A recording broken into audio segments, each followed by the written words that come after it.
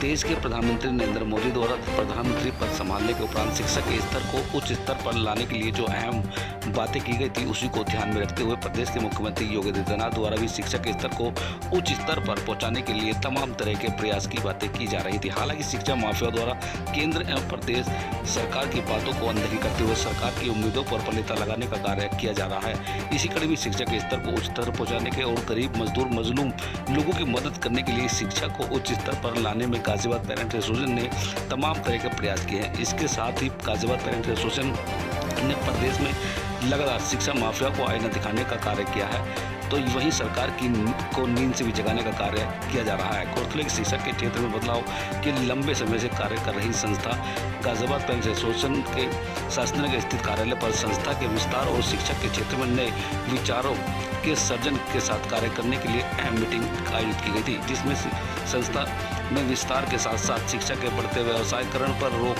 देश में सरकारी स्कूलों की दशा सुधारने, आरटी के दाखिलों को सुनिश्चित कराने, बुक एक्सचेंज मेला आयोजित करने, बड़े स्तर पर अभिभावक जागरूकता अभियान चलाने और शिक्षा के क्षेत्र में बड़े बदलाव लाने की ठोस रणनीति पर बनाई गई है।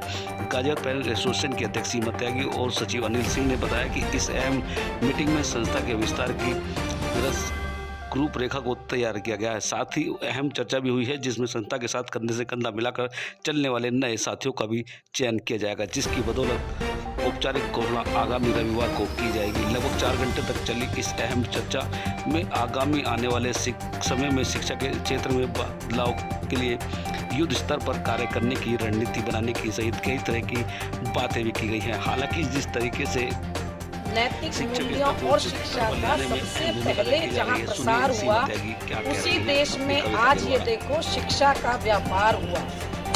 मंदिर मस्जिद के वादों पर जो सरकारें वोट कमाती हैं, शिक्षा की बातें होने पर चुप्सी क्यों हो जाती है। गुरु शिष्य परंपरा की साक्षी जिस भारत देश की धरती है, उसी देश में स्कूल प्रवेश को आज ऊंची बोली लगती है। EWS एडमिशन को भी अब मोटी रकम चढ़ाई जाती है।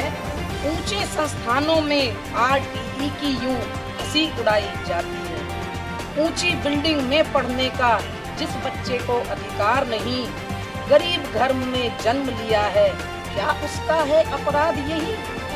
फीस नहीं भर पाए पापा तो लाल परीक्षा न दे पाएगा। घूस लेकर बैठे कानूनी रक्षक का बोलो इससे क्या जाएगा।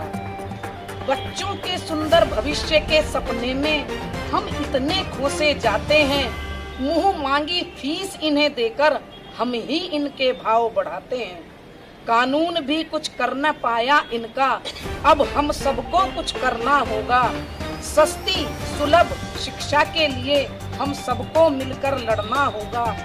इस शिक्षा व्यापार के खात्मे को चलो एक जन आंदोलन बनाते हैं। सबके लिए समान हो शिक्षा, मिलकर आवाज उठाते हैं। मोटी फीस तो अच्छी शिक्षा, अब ये खेल खत्म होगा। अपनी पहचान पाकर फिर से भारत ये अपना विश्व गुरु होगा।